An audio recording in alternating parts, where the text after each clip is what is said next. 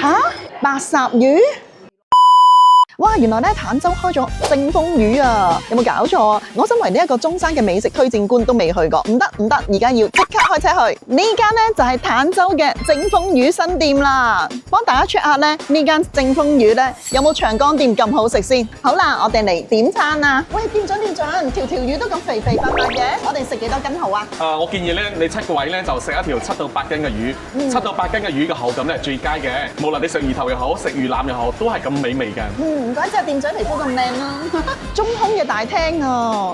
廣東人咧最招積嘅地方咧就係呢一盤清水鍋底啦，佢嘅食材肯定冇得彈。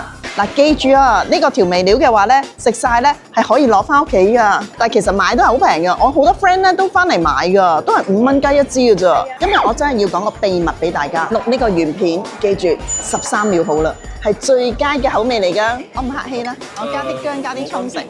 雞啊！平時我都唔係好食皮噶，呢個 OK 喎，好有膠質嘅感覺噶。我嗱聲咧夾多2塊啊，食完之後咧人都靚啲啊。有好多香港 friend 咧，佢都話唔中意食魚噶嘛，我就第一時間咧帶佢嚟呢度食正豐魚。嗱，咁樣就啖啖肉，唔使攆骨啦，啱晒我呢個懶人。哇！